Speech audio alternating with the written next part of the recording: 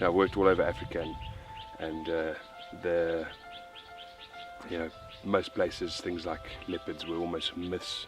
If you saw them, there were glimpses of them running off into the bush, and and then you come to a place like here, MalaMala, and you treated to sightings so close, so intimate with these animals. You get such a personal connection with these animals. Even if you're here for 2 days, 3 days, you feel like you're part of that animal's life. You're so close to it, and they're so oblivious to your presence.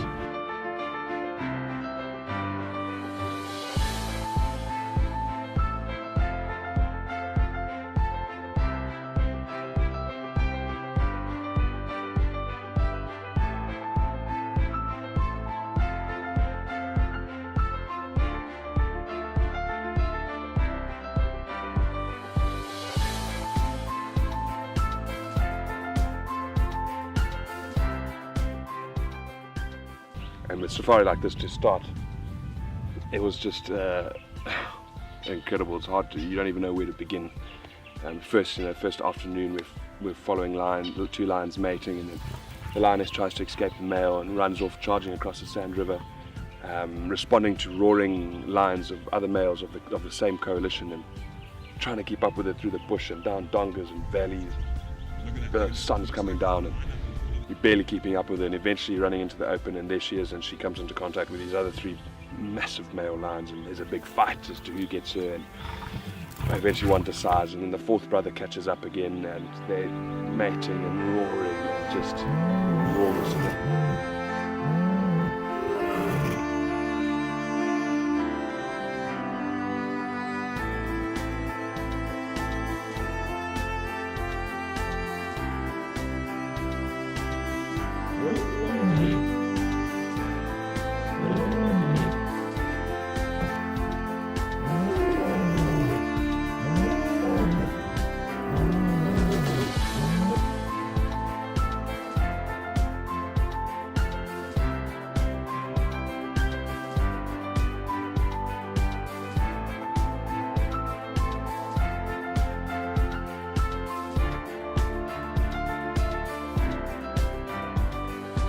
Next day, following the Piccadilly female for half an hour, and she's just doing everything perfectly, walking down the riverbed and in the perfect sunlight, morning light, and as soon as you think it's time to leave, and this is a great sighting, let's call it quits, you hear a call.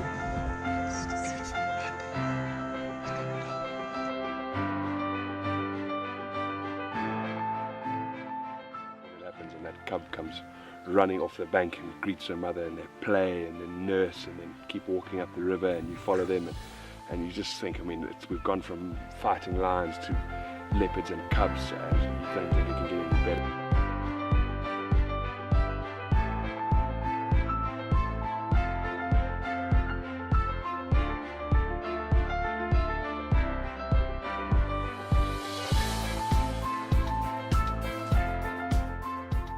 The next day you find leopards mating, and then while they're mating, duiker runs out of the bushes. She jumps over the duiker and misses it, and you just calm down from that, and it runs and it finds the duiker's calf on the ground, and they tussle and fight, and she kills the duiker's cub.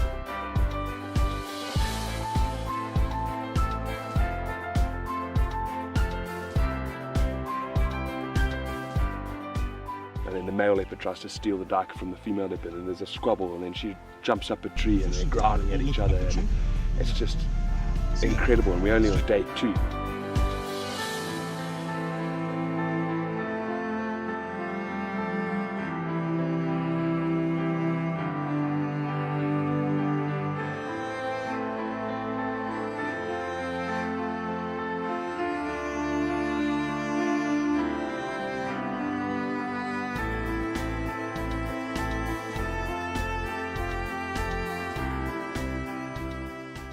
Last day you make a mission, you go into the unknown, you go all the way down south, and there's the West Street male lying next to the river, and he's tired and he's exhausted, and he's lying in the long grass, and it's a beautiful sight. He's a massive leopard.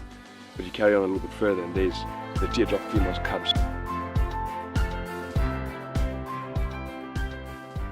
They're going berserk, running through the river, jumping, playing, they jump onto this tree, this magnificent sight of these two cubs grooming and playing on this tree.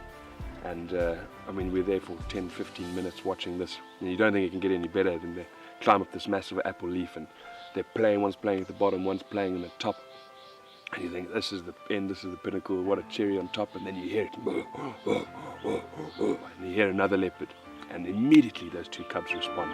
One of them calls back, and we know that's Teardrop. They're going to go and see they've heard their mother, and they both eventually climbs out the tree and runs off, and we lose them for a bit and we look for them for a little while, and eventually find them, all three of them, playing in the grass.